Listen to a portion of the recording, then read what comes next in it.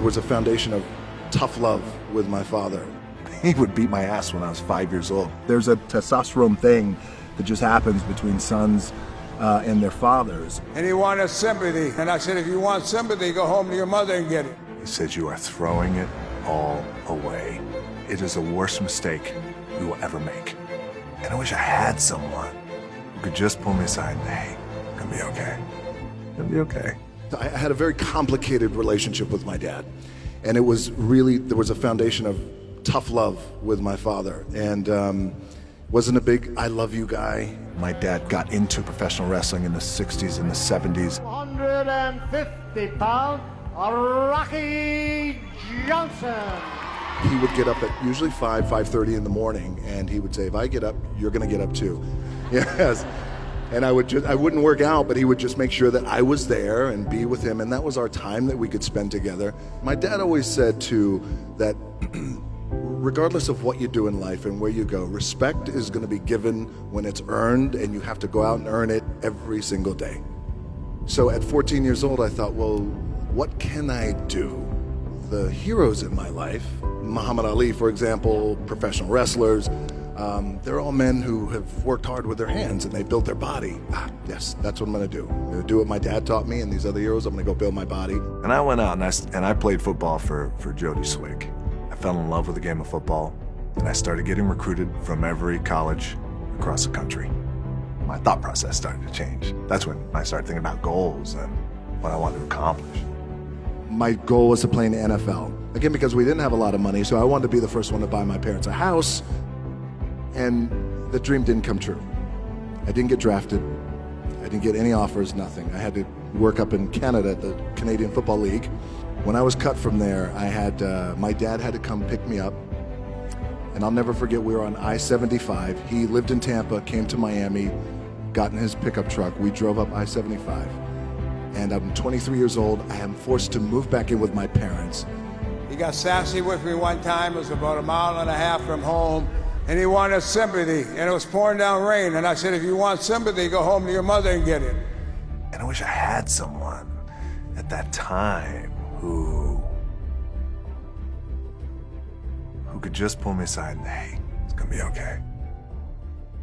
After about a month and a half of staying in that little apartment and cleaning, I got a phone call from the head coach of the team who cut me, the head coach of the Calgary Stampeders. He called me and he said, hey, I know we cut you, but I'd like you to come back. I said, okay, I appreciate that, coach. Thank you very much. I'll think about it. And he said, okay, great. I hung up the phone, and my dad said, you gonna do it, right?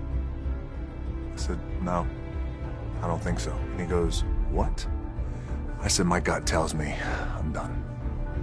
He said, what are you gonna do? I took a deep breath.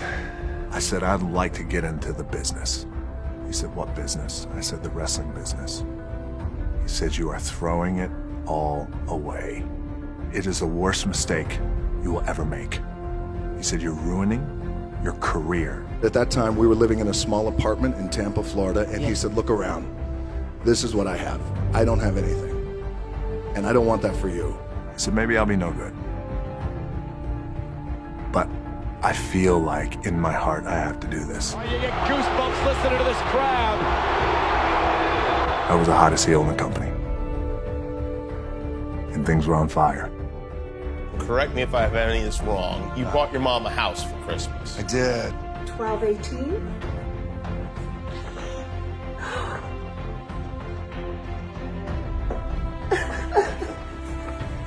A brand new home. Happy Atlanta. It's so cool to buy her a house, And you bought your dad a house too. I did. I bought my old man a house too. So that's the greatest thing ever, right? To buy your parents a house. Yes. Right.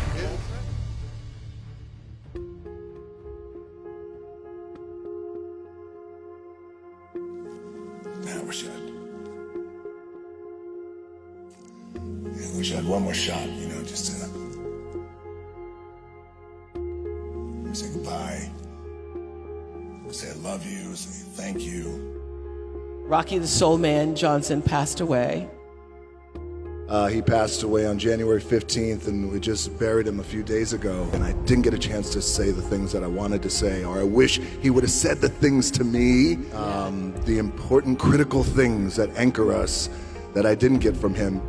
But then the birth of a child and what that does, and the lens perspective that just shifts, it's the greatest thing that I have ever experienced in my life. My daughters taught me how to be more caring and more sensitive and more selfless. Yeah. My dad loved me with the small capacity in which he was capable of.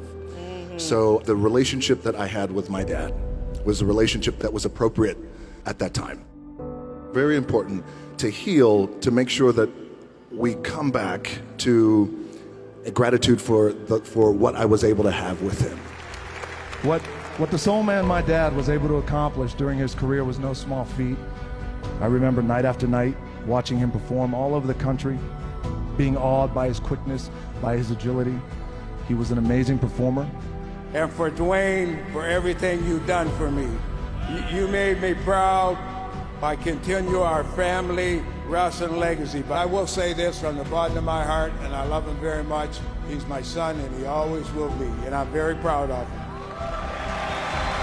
I learned from that, and so with my daughters, I want to be as full and as present with the love that I give them.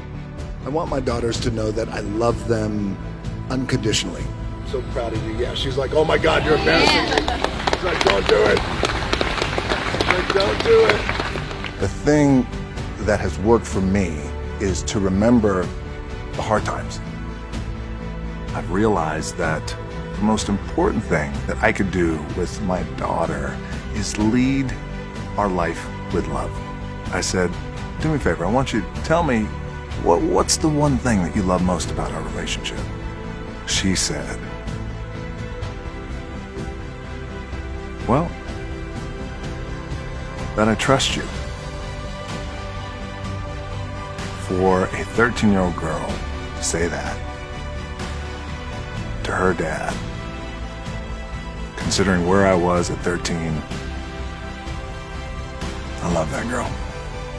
If you guys out there, if you have parents around, your mom, your dad, your wife, your husband, your babies, your children, your best friends, your grandparents, text them, call them, go see them if they're close by, and if you can hug them, I want you to hug them, because you never know what's around the corner.